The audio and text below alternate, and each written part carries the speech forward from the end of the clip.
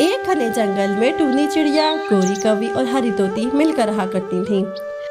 हर रोज वो तीनों खाने की तलाश में एक साथ निकला करते और शाम होने पर एक दरख्त की टहनी पर बैठकर गपशप किया करते।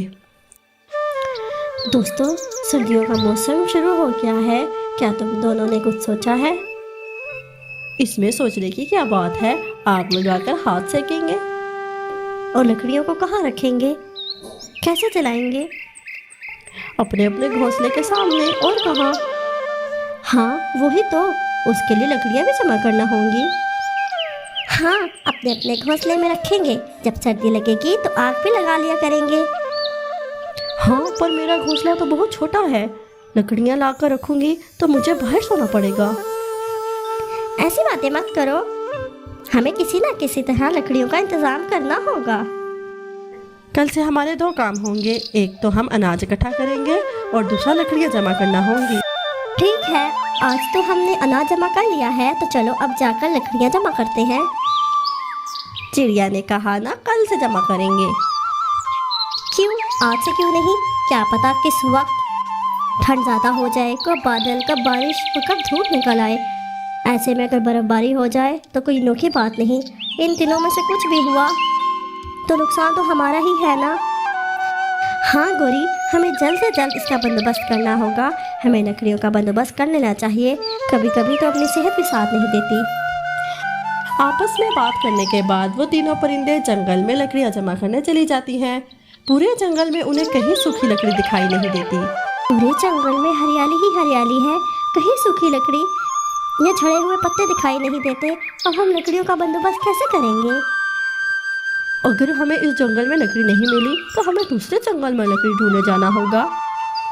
क्यों बातें करते करते वो तीनों लकड़ियों की तलाश में जंगल के बहुत बीच में चली गईं। कुछ दूर पहुंचने पर उन तीनों को एक जगह सूखी लकड़ी पड़ी हुई मिली। जो परिंदा जितनी लकड़ी इकट्ठी कर सकता था उसने कर ली और वो सब अपने अपने घोंसले में पहुंच गईं। टूनी चिड़िया ने अपने घोंसले में लकड़ियों का ढेर लगाया और हरी तोती और गोरी कौवी ने अपने अपने घरों में ढेर लगाया। गोरी कौवी और हरी तोती का घर इतना छोटा था कि लकड़ियाँ रखने के बाद इनके लिए घर में जगह ही नहीं बची। तोती और कौवी टूनी चिड़िया के घर गईं। जब मैं तुम्हें अपने घर बुलाती हूँ तो तुम दोनों मेरे घर नहीं आती। हमारा आने का दिल किया तो हम आ गए। अगर तुम्हें अच्छा ना लगा हो तो बता दो। इसका गुस्सा तो हर वक्त नाक पर चढ़ा रहता है। ऐसी बात है तो वापस चली जाओ। दरअसल टूनी, हमें लगा कि हमें बड़े घोंसले की जरूरत नहीं पड़ेगी, इसलिए हमने छोटे घोंसले बनाए। हमने लकड़ियाँ रखी और उसके बाद हमारे रहने की जगह ही नहीं बची। हम अपनी लकड़ियाँ तुम्हारे घोंसले में लाकर रख देते हैं। क्या कहती हो? मैं क्या कहूँगी, जैसे तुम दोनों को ठीक लगे वैसा करो। फिर इन तीनों ने मिलकर बारी बारी लकड़ियाँ टूनी चिड़िया के घर में रखी। अनाज की तलाश में बाहर से वापस लौटकर गोरी और हरी तोती टूनी के घर से लकड़ियाँ ले जाते और अपने अपने घोंसले में लकड़ियाँ जलाकर हाथ सेकते। पर एक दिन कुछ ज़्यादा ही ठंड बढ़ गई। उन्होंने सोचा इकट्ठे लकड़ी जलाकर गपशप करेंगे। गोरी कौवी और हरी तोती ने अपने अपने हिस्से की लकड़ी जलाई और बातें करने लगे। बातें करते करते हरी तोती और गोरी कौवी की आंख लग गई, पर टूनी चिड़िया अपने घोंसले में जाकर सो गई। वक्त गुजरा तो लकड़ियाँ भी बुझ गईं। दोनों ने लकड़ियों के लिए टूनी चिड़िया को आवाज़ दी, पर टूनी चिड़िया ने उन्हें अनसुना किया। उसने दरवाज़ा खोला ही नहीं। कौवी और तोती ने बहुत आवाज़ें दी, फिर भी जानबूझकर टूनी ने दरवाज़ा नहीं खोला। हरी तोती और कौवी अपने घर वापस लौट गईं।